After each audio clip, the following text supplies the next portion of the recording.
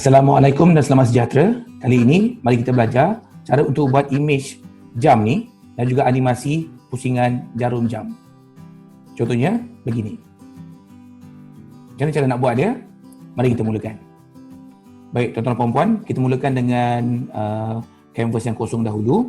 Langkah pertama saya akan klik kat view ni, saya klik dekat guide supaya saya nak nampak ada 4 garisan ni kan. Sedang saya nak lukiskan dia punya image nanti dekat tengah-tengah ni. Okay, langkah seterusnya kita akan buat dia punya bahagian nombor-nombor dahulu. Kita mulakan dengan shapes. Saya buat image ni. Saya nak buat dia jadi betul-betul bulat kat ujung ni begini. Kemudian kecilkan sekecil mungkin tuan-tuan. Sekecil yang mungkin. Mungkin begini. Buat warna hitam dan buangkan dia punya outline. Saya nak letak dia betul-betul kat tengah ni tuan-puan. Tapi saya tak pasti, saya nak daripada betul-betul tengah ni. Kadang-kadang mungkin tak tepat kita letak kan. Nak bagi tepat, caranya ialah dia ada kat sini. Pergi kat align to center. Kemudian lagi sekali, align to middle. Dia akan betul-betul ada dekat tengah. Okay, apa saya buat sekarang? Saya tekan Ctrl D dan saya letak sekali lagi kat tengah. Supaya dia betul-betul atas dekat tengah tadi, align to center, align to middle. Dengan menekan button alternate ALT tu, button alternate dan tekan right arrow sekali. Rupanya jadi begini. Saya duplicate lagi sekali, Ctrl D. Dia dah duplicate tu, saya tekan alternate lagi sekali dan right arrow. Saya buat berulang-ulang kali sampai jadi bulatan tuan-tuan. Okey, kita akan lajukan video ni.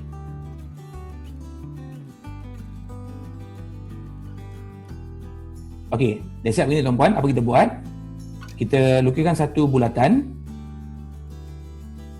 Pergi kat tengah ni tuan-puan. Tekan butang control sambil kita dragkan bulatan ni supaya dia bermula tengah-tengah dia dekat tengah canvas ni sampai ke lebih kurang begini. Kita lepaskan. Kita buang dia punya outline, no outline. Kemudian untuk pastikan dia betul-betul kat tengah, lagi sekali align to center, align to middle. Dan saya highlightkan semua sekali begini. Pergi dekat shape format, dekat bahagian merge shape ni, tekan fragment. Dia akan jadi pecah-pecah semua tu kan. Jadi sekarang ni apa saya buat, saya akan aktifkan semua yang kat ujung-ujung ni saja. Caranya ialah klik kat satu ni, tekan shift dan klik semua sekali. Saya akan lajukan proses ni. Dah siap highlight semua, tekan Ctrl X ataupun kita cut dia. Ctrl X, highlight semua ni, delete saja. Kita tak perlukan dan kita paste mula yang kita cut tadi. Nak lagi bagus, saya akan tukarkan daripada warna hitam teman-teman Warna hitam dan saya tekan Ctrl G, groupkan dia. Jadi group dan saya kecilkan sikit lah. Takut besar sangat jam nanti kan. Okay, besar lebih kurang begini. Dan lagi sekali, saya cuba letakkan dia kat tengah. Align to center dan align to middle. Biar betul-betul dekat tengah kedudukan dia. Okey, dah jadi dah tempat ni. Apa langkah seterusnya adalah kita buat dia punya nombor-nombor pula. Nombor setelah sediakan kat sini, saya cuma copy sahaja dan kita akan susunkan tuan-tuan kat sini. Okey. Bermula dengan 12 ni kan. Okey, kita lajukan saja proses ni.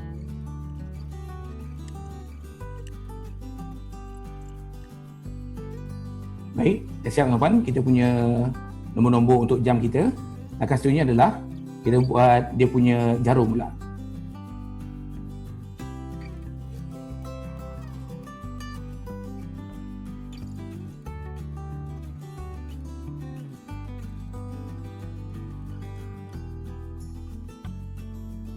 Okay. Sekarang tuan-tuan, kita nak buat biar jarum ni boleh bergerak macam pergerakan jarum biasa. Nampaknya kalau saya pusing ni, pusingan dia macam tak betul kan? Sebab center of rotation dia dekat tengah ni. Kita nak center of rotation dekat hujung ni. Supaya bila kita gerakkan, dia bergerak macam jarum yang biasa tu kan? Jadi cara nak alihkan center of rotation, caranya adalah kita lukiskan satu bulatan. Kita bermula dekat tengah ni. Tekan control sambil kita drag kita punya bulatan ni sampai dia sentuh hujung jarum warna merah ni kan? Itu hujung tu. Lepaskan. Kemudian kita buang dia punya outline dan buang dia punya fill. Masih tengah aktif begini, tekan button shift, klik dekat jarum ni. dan kita tekan Ctrl G, ataupun saya tunjukkan sini, right click, kita groupkan dia. Sekarang center of rotation sudah bertukar ke hujung tengah ni. Kalau tak percaya, mari kita cuba. Kalau saya gerakkan ni, nampak? Kan dia bergerak macam jam tu kan. Okey, yang ni pun sama juga. Saya tarik dia ke sini, tengah ni, bagi dia ke depan sikit lah untuk kita tengok. Okey, dan saya lukiskan satu bulatan tadi, bermula pada tengah, drag dia sampai tekan Ctrl sampai ke ujung jarum yang pendek ni kan. Kita lepaskan, kita buang dia punya outline, buang dia punya fill, no fill. Dalam masa yang sama, tengah aktif ni, tekan button shift, kita klik dekat jarum yang gelap ni kan, dan Ctrl G, kita groupkan dia. Dia akan jadi sama juga, dia berat begitu pak. Okey, sekarang kita biarkan dia kat sini. Sama kita lukiskan bulatan untuk tutup jarum ni. Okay, bulatan begini. Besar gini cukup lah. Okey, kita buat no outline dan juga warnanya, kita ambil warna nilai. Okay, saya besarkan sikit tuan-tuan supaya boleh nampak. Ctrl D, kecilkan, tukar warna dia, nampak? Letak betul-betul kat tengah. Ctrl D lagi sekali, kecilkan, tukar warna hitam pula, letak dia betul-betul dekat tengah. Jadi begitu kan. Okay, secara umumnya dah nampak dah kita punya rupa macam mana kan untuk bentuk muka jam ni Dan sekarang apa kita buat, tuan-tuan? Mari kita buat dia punya jam yang gambaran keseluruhan dia. Kita gunakan yang shape donut ni, bermula kat tengah juga, tekan Ctrl dan kita besarkan dia, tuan-tuan. Besarkan dia, besarkan mana kita nak, mungkin besar begini lebih kurang. Kemudian kita boleh tukar dia punya bahagian tengah ni dengan drag yang ni.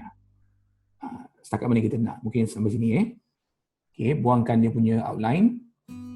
Dan sekarang dari segi warna dia, saya gunakan warna gradient. Okey, siap tuan-puan? Ini rupanya. Dan sekarang ni, yang belakang ni pun mungkin saya nak letak warna sikit tuan-puan Muka jam ni, kita boleh gunakan gambar begini, contohnya. Sama dia. Okey, kita buang dia punya outline. Mungkin tukar daripada warna kuning lah katakan kuning, dan send to back, hantar ke belakang. Dia background warna kuning begini. Nak lagi bagus tuan-puan, saya gunakan inner shadow. Pergi dekat shadow, ambil inner shadow yang ni. Kemudian naikkan blur dia supaya nampak dia ada gelap sikit bahagian dalam tu kan. Dan distance pun kita boleh naikkan sikit, lebih kurang begini. Siap Dan bila dah siap begini, langkah seterusnya adalah kita nak buat dia punya loceng tu kan, macam bentuk moden sikit. Kita gunakan yang ni. Ini dinamakan sebagai okey, kita buat ganda macam ni. Tekan shift, tarik dia, pusingkan, tengok saiz dia kena tak yang kita nak ni. Okay, besarkan sikit, begini lebih kurang. Okey buangkan dia punya outline. Dan warnanya kita buat gradient juga. Dia sama macam warna yang kita pilih untuk jam ni tadi kan. Ini cuma bezanya kali ni, mungkin saya boleh besarkan sikit lagi. Bezanya kali ni, kita Ctrl D, kecilkan, letak dekat bahagian atas. Kita nak buat macam dia shiny sikit tuan-puan. Okay, dua-dua ni kita tukarkan pada warna putih. Ni pun warna putih juga. Kemudian yang salah satu ni kita naikkan dia punya transparansi, yang bahagian bawah tu, naikkan transparansi dia. Okay, sekejap. Yang bawah ni bagusnya adalah kita tiru warna yang ni tadi. Sama macam warna ni. Kemudian naikkan transparansi dia. Begitu. Naikkan lagi Baik, lebih kurang begini. Adjust sikit. Ctrl G tuan-tuan, Ctrl G, dan Ctrl G kita groupkan dia, kemudian kita Ctrl D, duplicate dan pusingkan dia untuk belah ni pula. Ikut kesesuaian kita lah nak buat style macam mana ni. Nak bagi nampak lagi bagus tuan-puan, kita akan buat bayang-bayang kat bawah ni. Caranya adalah kita pergi dekat shape, kita gunakan ini pun cukup lah. Okey, kita buat satu tak macam ni. buangkan dia punya outline, tukar pada warna hitam. Kemudian pergi dekat soft edges, kita naikkan nilai dia, soft edges ni. Kemudian pergi balik dekat warna ni, naikkan transparansi dia supaya tidak terlampau terang. Okey, susunkan dekat sini. Bagi betul-betul dia mengikut kedudukan sama line dengan yang kita nak buat loceng lah. Kat sini. Okey.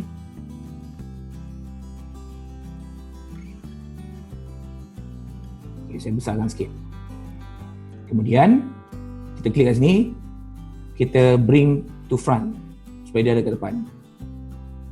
Jadi yang bayang-bayang tu duduk kat belakang lah kan. Tapi masih terlampau terang saya rasa bayang-bayang ni. Kita naikkan sikit transparansi dia. Jangan terang sangat. Begitu lebih kurang Kemudian copy video ni.